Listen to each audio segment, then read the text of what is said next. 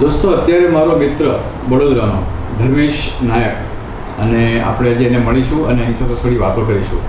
ધર્મેશભાઈ, મારી પાસે 3 સવાલ છે તમને પૂછવા માટેના, અને એ 3 સવાલ એવા છે જે હું આ શૃંખલામાં લગભગ બધાને જ પૂછતો આવ્યો છું, એટલે તમને પણ મારે એ જ 3 સવાલ પૂછવાના છે. મારો પહેલો સવાલ એ છે કે જિંદગી એટલે શું? જિંદગી એટલે એક ભૂમિકા છે કે તમે જીવનમાં આવો ત્યારે કોઈ એક ભૂમિકા તમારે ભજવવાની હોય છે, અને એ ભૂમિકામાં તમને જે આનંદ મળે, જે જવાબદારી મળે, જવાબદારીઓ પૂરી કરવી અને જવાબદારી પછી જે આનંદ મળે એને ઉજવવો, એવું માનું છું. વાહ, બહુ સોલિડ વાત કરી નાખી તમે કે તમારી ભૂમિકા ભજવો અને ભજવતા ભજવતા જે આનંદ મળે તેને ઉજવો. વાહ! એનો અર્થ એમ થાય છે કે તમે અત્યાર સુધીની તમારી ભજવેલી ભૂમિકાનો જે આનંદ ઉજવ્યો છે એના આધારે મારે 2 સવાલ તમને હવે પૂછવાના થશે. એક એ સવાલ પૂછવો છે કે એવી ભૂમિકાને ભજવતી વખતે અને એમાંથી મળેલા આનંદને ઉજવતી વખતે શું તમને એવું લાગ્યું છે કે તમારી જિંદગી બિલકુલ સરળતાપૂર્વક ચાલી છે, કોઈ પણ જાતના સંઘર્ષ વગર?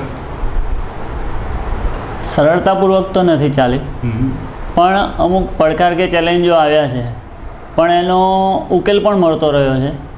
અને થોડો જેમ જેમ સમય જાય એમ પરિવર્તન તો આવતું રહેવાનું છે, એટલે એની સાથે કદમ મિલાવવા પણ જરૂરી છે.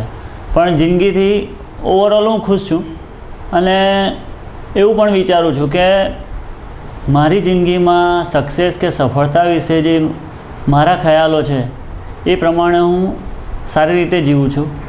અને પૈસા કે પદ કે કોઈક જે દુનિયા જેને સક્સેસ માને છે એને હું સક્સેસ નથી માનતો. માણસની, દરેક વ્યક્તિની સક્સેસની વ્યાખ્યા અલગ હોય, અને એ મારા માટે સક્સેસ એ મારી દીકરીઓનું સ્મિત અને મારી વાઈફનો છણકો એ પણ મારા માટે અગત્યનું છે. વાહ! તમારી જિંદગીને જીવવાની તમારી અદા અને સ્ટાઇલ જોઈને સાંભળીને મજા આવી ગઈ.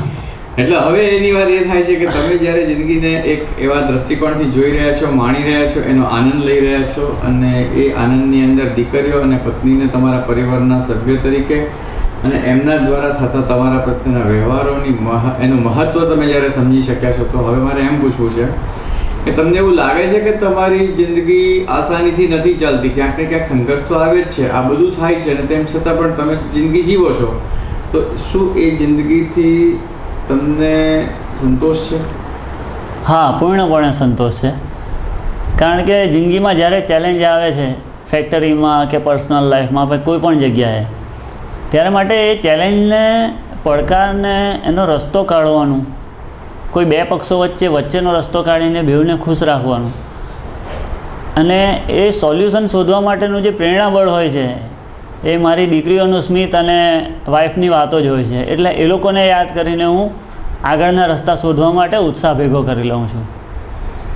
તમારી જિંદગીને જીવવાની પદ્ધતિ, તમારી જિંદગીની પરિસ્થિતિઓને હેન્ડલ કરવાની તમારી જે રીત છે એ જાણીને ખરેખર આનંદ થાય એવું છે, અને એમાંથી ડેફિનેટલી કોઈકને પ્રેરણા મળે એવું છે, એવું મને લાગે છે.